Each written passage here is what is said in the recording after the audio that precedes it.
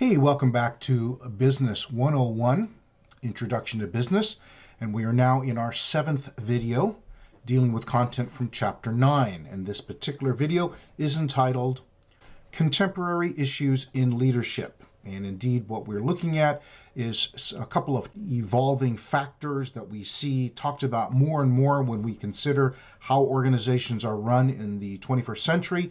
What are some of the new contemporary challenges we're running into that perhaps have just begun to become factors in modern business and weren't in decades past?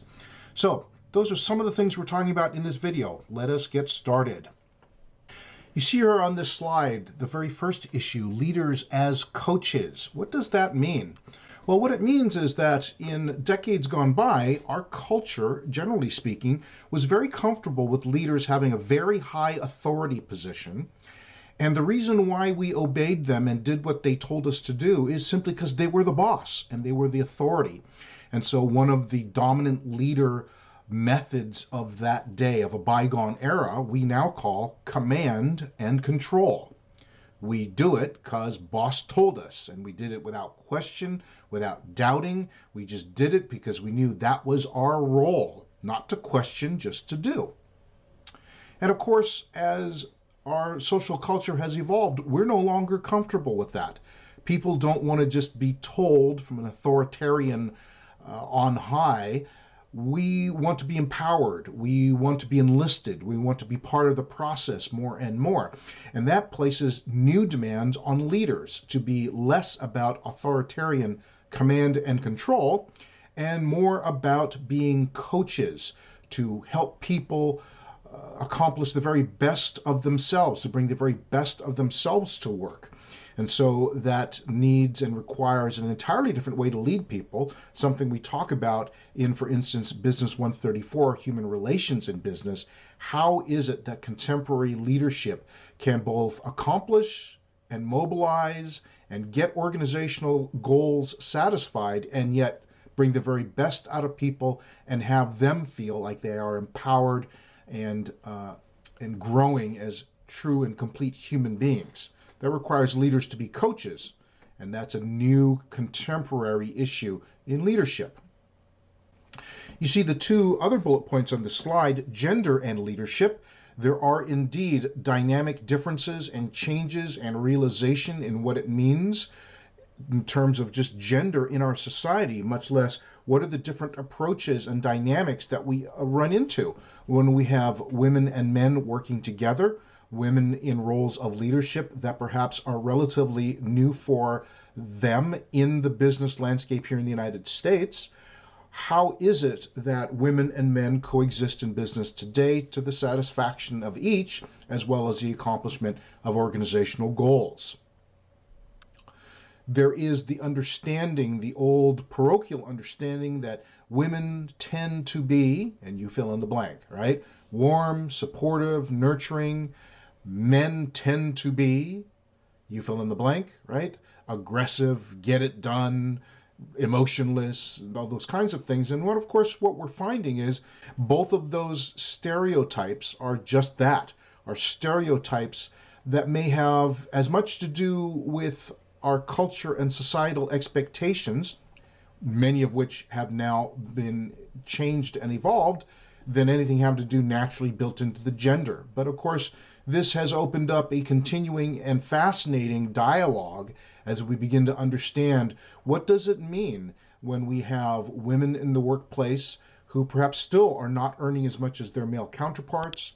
How is it that we still have, for instance, a tech industry which tends to be dominated by males rather than females, especially in executive roles, all those kinds of things. It means that we have a new contemporary conversation in leadership. As well as, with the advent of globalization, you see there the third bullet point, cross-cultural leadership. What are the dynamics and effects of an individual's native culture on his or her approach to leadership when functioning in another culture?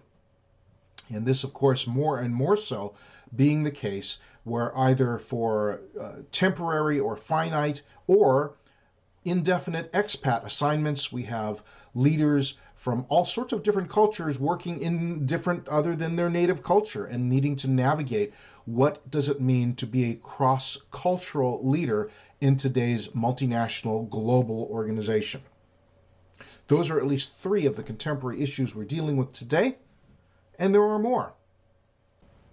One of the emerging issues in leadership, the textbook terms strategic leadership, and that would be the need for today's contemporary leader to be able to at least understand 2 things.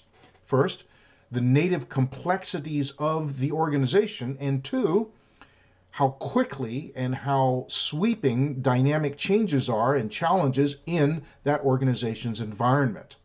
And to be able to coalesce and synchronize those 2 things, to be able to lead change in the organization with an eye towards increased performance and increased competitiveness in what is increasingly a global marketplace.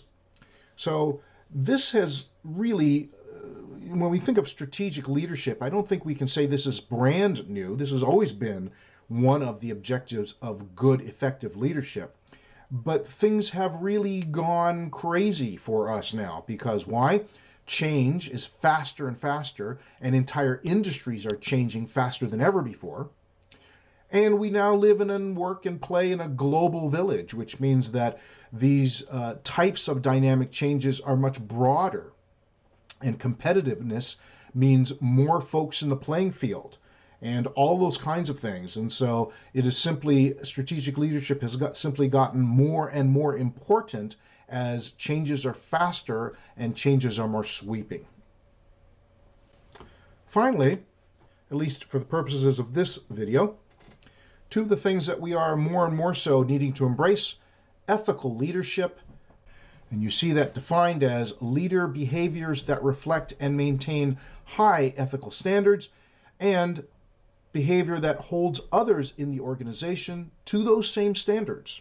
And this, of course, becoming more important for various reasons, one of which is, of course, the gross negligence in some notorious organizations to maintain ethical behavior, companies like Enron and WorldCom and Tyco, as well as huge black eyes in leadership with companies like Uber or the Weinstein companies. And so ethical leadership becomes even more important in today's world, especially, for the second reason, that now with the advent of social media, everyone's eyes are far more fixed upon leaders of organizations. There was a time when if a leader was consistently misbehaving, they may have had a pretty good chance of keeping that under wraps for a very long time. And nowadays, the chances are that kind of behavior will, quite frankly, there's really good odds it will be exposed and in short order. And the consequences are very high because the word spreads fast with the advent of the internet, proliferation of various news sources, right? For all those reasons, ethical leadership becomes even more important than it has ever been. And finally, the last challenge, at least in this slide deck, virtual leadership, leadership in settings where leaders and followers interact electronically rather than in face-to-face settings.